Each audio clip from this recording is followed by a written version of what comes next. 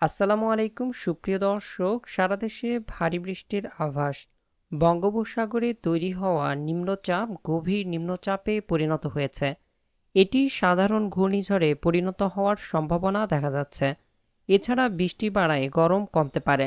সুপ্রিয় দর্শক, আজ সেপ্টেম্বর মাসের ১৩ তারিখ, আগামীকাল ১৪ তারিখ আবহাওয়া কোথায় কেমন থাকতে পারে, কোন কোন জায়গায় বৃষ্টি হতে পারে, কি জানাচ্ছে আবহাওয়াবিদরা।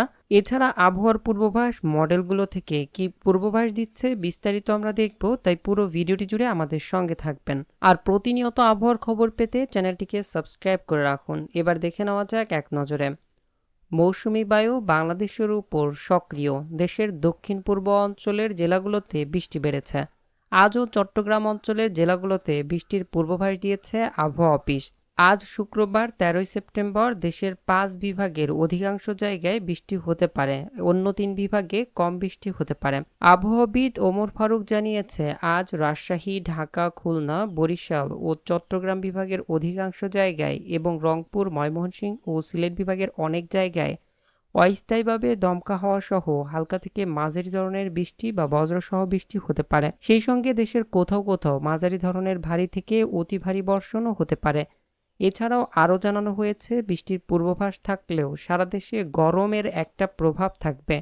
আজ ঢাকা, টাঙ্গাইল, কিশোরগঞ্জ, নারায়ণগঞ্জ, রাজশাহী, বগুড়া, সিরাজগঞ্জ, নীলফামারী, চুয়াডাঙ্গা ও কুষ্টিয়া জেলাসহ ময়মনসিংহ ও সিলেট বিভাগের উপর দিয়ে মৃদু তাপপ্রবাহ বয়ে যাচ্ছে এবং তা কিছু জায়গা থেকে প্রশমিত হতে পারে।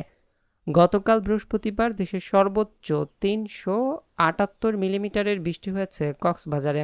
এখন আপনারা দেখতে পাচ্ছেন উত্তর পূর্ব বঙ্গোপসাগর ও তৎসংলগ্ন এলাকায় অবস্থানরত নিম্নচাপটি কিছুটা উত্তর দিকে অগ্রসর হয়ে গভীর নিম্নচাপে পরিণত হয়েছে। এর প্রভাবে সারা দেশে মেঘ ও বৃষ্টি বাড়ছে। নিম্নচাপটি যদি উপকূলে উঠতে বেশি দেরি করে তাহলে সাধারণ ঘূর্ণিঝড় ৭৫ কিলোমিটার ঘন্টায় হওয়ার কিছুটা আশঙ্কা থেকে যায়। সিস্টেমটি আজ রাতে ভোলা ও তৎসংলগ্ন এলাকা দিয়ে দেশে প্রবেশ করতে পারে ও এর পরবর্তীতে বরিশাল ও গোপালগঞ্জ, নড়াইল, যশোর হয়ে পশ্চিমবঙ্গ এলাকায় প্রবেশ করতে পারে। এই সময় এইসব এলাকায় দমকা হাওয়া বয়ে যেতে পারে। এরই প্রভাবে চট্টগ্রাম ও বরিশাল বিভাগের উপকূলে ঘন্টায় ৬০ থেকে ৮০ কিলোমিটার পর্যন্ত দমকা হাওয়া বয়ে যেতে পারে। এই মুহূর্তে সিস্টেমটি দক্ষিণে থাকায় বৃষ্টিপাত সাগরে বেশি হচ্ছে। তবে রাতে সিস্টেমটি দেশের অভ্যন্তরে প্রবেশ করলে দেশের মধ্য ও দক্ষিণ অঞ্চলে বৃষ্টির পরিমাণ অনেক বৃদ্ধি পেতে পারে।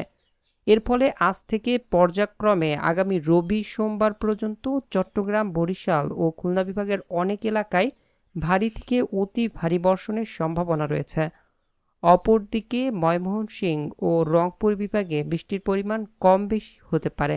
তবে এইসব এলাকায় পর্যায়ক্রমে ১৫ থেকে ১৬ তারিখ পর্যন্ত বৃষ্টি অব্যাহত থাকতে পারে।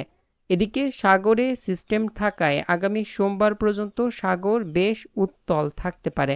ফলে এই সময়ের ভেতরে মাছ ধরতে সাগরে প্রবেশ করা যাবে না।